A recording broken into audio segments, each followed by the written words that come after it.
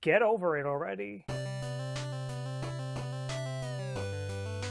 Of Two Minds. Hello everybody, welcome to Of Two Minds. Two quick things. The first, I'm from the United States of America, so if you're from a different country or a different culture, the things that I say here, they may not apply the same for you. The second, I am not a licensed professional. Here on Of Two Minds, I talk about mental health and social situations, and today I wanted to dig into the psychology of victim mentality and its really weird history. You know, I hear the phrase victim mentality like thrown around a lot, and I never really liked it that much. It never sat that well with me. But I didn't know where it came from, so I just kind of accepted that it's a thing maybe.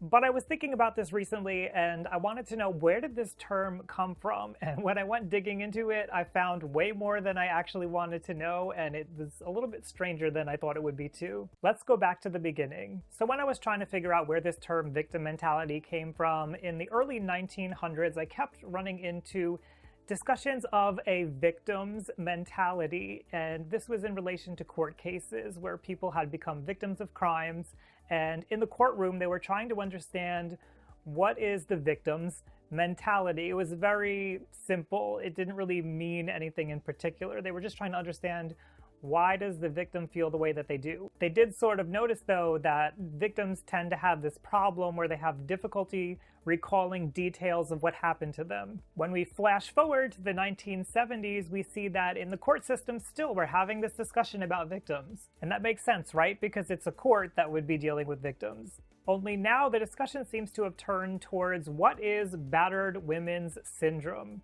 They started to notice that there was this cluster of symptoms or behaviors or something going on with women who were abused, women whose husbands had beat them, and they noticed that they had difficulty, just like all the other victims, they had difficulty remembering details. They seemed to have difficulty like letting go of what happened. It was confusing, right? We didn't have a term for the things like we have now, so battered women syndrome was the beginning of trying to understand the mentality of somebody who's been abused. Then in 1975, a psychologist named Martin Simmons published a paper called Victims of Violence, Psychological Effects and After Effects. In the paper, he discussed these distressing feelings that victims of violence experience. He discussed all the struggles that we know today that they experience, but he also talked about how people reacted to their experience and how he found it strange that society typically doesn't treat victims very well. He observed that when the crime happens and by the time the police get there, the crime's already gone, and so now the police start questioning the victim because that's part of their job. They have to know exactly what happened, but there's this distance between the person who is victimized. The person who is victimized, he was describing, wants to say, like, why didn't you help me? I needed somebody to help me. You're the police, you're supposed to help me. They start to get frantic. They have all these distressing feelings, and the police officer's reaction to that typically is not going to be a great one because they're just trying to do their job. They're just trying to get the facts of the case.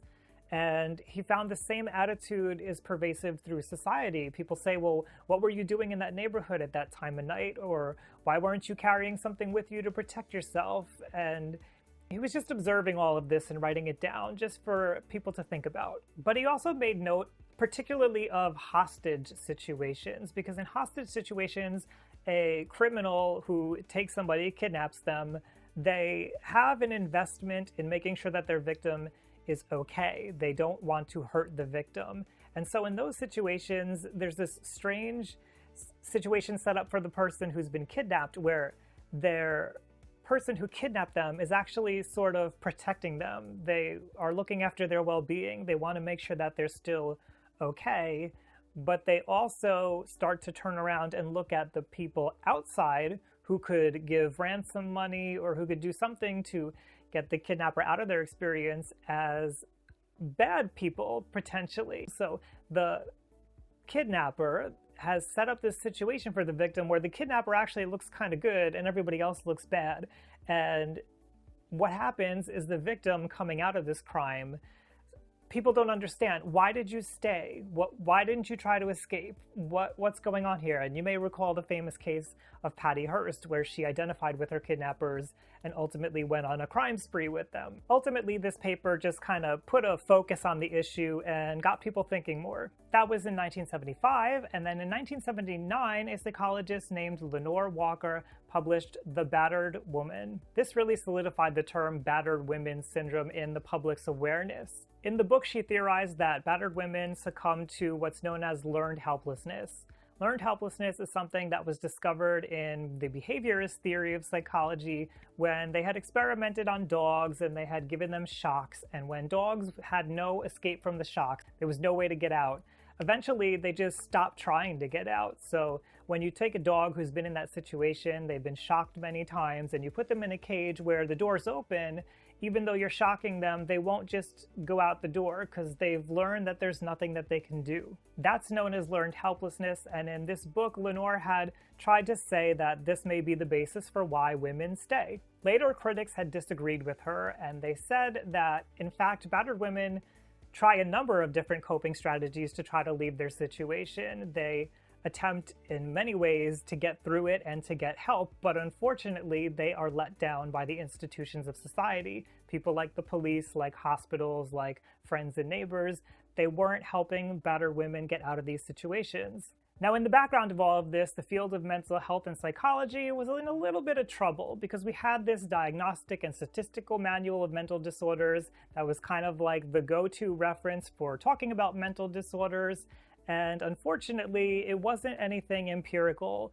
The disorders that were listed were too vague, they were too subjective, and there was no way to really measure what was going on. This led a lot of people to criticize that mental illness as a whole is not even a real thing. We can't diagnose it correctly, so why are we investing time and research and money on this? And at the time, behaviorists in psychology had been growing in popularity because they were researching and measuring things like I just discussed with the dogs and coming up with evidence that you can see change in things, you can observe and measure behaviors. And so what happened in 1980, the Diagnostic and Statistical Manual 3, DSM III, was released, and here they focused much more on behaviors which you could observe, you could measure, and you could diagnose with. And notably, in DSM III was the first time that we saw post-traumatic stress disorder.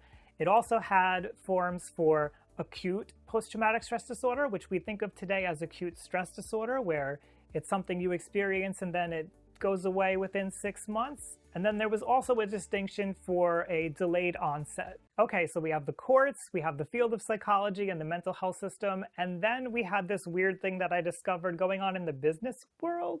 In 1980, in the same year that the DSM was published, I found something interesting, and I found it in the Journal of the American Chamber of Commerce in Japan. In it, they talked about something called the Naniwabushi strategy, and if I'm saying anything incorrectly here, if you're from Japan, if I pronounced it incorrectly, please correct me. Naniwabushi was a style of song in Japan that focused on sad and negative emotions, very depressing style. Borrowing from that same idea of depression and sadness and kind of like a pity sob story, the Naniwabushi strategy was a strategy that Japanese businessmen used to get contracts. The essence of it was that a Japanese businessman would come in and they may even bring in their family members, their friends, looking decrepit, looking like they were poor, and try to get the person who they were negotiating a contract with to understand that if this contract didn't go through, they were putting all these other people's lives in jeopardy and they were going to affect people. It was meant to pull on the other person's heartstrings and make them feel that if they didn't sign this contract, they were directly causing harm to other people. And in this paper, they linked the Naniwabushi strategy to a victim mentality. And it's around this time in the 1980s that I started to see the language drift away from victim syndrome into victim mentality. Now remember, in the background of all of this, the behaviorist movement in psychology was gaining ground, and so we had these different therapies that started to pop up. There were cognitive therapies and there were behavior therapies, and then they started to join together and we came up with cognitive behavioral therapy. The essence of cognitive behavioral therapy is that the way that we think influences the way that we feel and behave. You could see how this might apply to something like victim mentality, because through the eyes of cognitive behavioral therapy, a mentality is something that we can change through changing our thinking and our behaviors. Fast forwarding a little bit, from 1972 to 2000, the number of self-help books published rose dramatically. Many of those self-help books in this explosion focused on pop psychology and positivity. Here again, the focus was on thinking positively to change your behavior. The implication here is that with people with a victim mentality, it's all in their head. They just need to change the way they're thinking, they just need to think a little bit more positively, and then they won't be victims any longer. But here we are today. And today we know that the behaviorists weren't completely right. Through modern technology, we know that your emotional systems in your brain are located in a lower area. That means that they developed earlier in life, and our body sees them as more important. So they have more control over the thinking areas of our brain that are at the top and developed later. Basically, what it boils down to is that your emotional systems, your neurological systems physically in your body, can override your thinking. The trauma symptoms that victims are feeling are not just a result of not thinking positively, they're actual systems running through the body that are complicated, that simply thinking positively is not going to change. We have a greater understanding now of post-traumatic stress disorder, acute stress disorder, and trauma symptoms, and we know that what's going on is not all happening in your prefrontal cortex, in the thinking part of your brain. There's a lot happening, things like dissociative symptoms, intrusion symptoms, amnesia, nightmares. It's a mess, and it's all treatable. So if you're somebody who's been a victim of something, you can go ahead and get it treated. But it's not fair to say that somebody has a victim mentality because they're experiencing a mental illness. Here in America, we also still exist in a society where those social institutions that would help people with symptoms of post-traumatic stress disorder are not perfect. So looking through the whole history here, it seems like victim mentality is a vague concept that gets misapplied to people who are genuinely experiencing symptoms of trauma. Ignoring a victim's suffering may not only not be helpful, but it could also re-victimize them and re-traumatize them as their body continues to experience the world as a hostile and unsafe place. If you like learning about mental health and social situations, why not head over to youtube.com/RyanLiberty, go hit subscribe. Thank you to my patrons who make videos like this possible. Patreon is a place where you can support me in my mission of humanizing mental health. Did you know about this history of the term victim mentality? Let me know down below whether or not you knew this already, and what do you think about all of this? Thanks for joining me, everybody, on Of Two Minds. Why don't you quit your victim blaming mentality?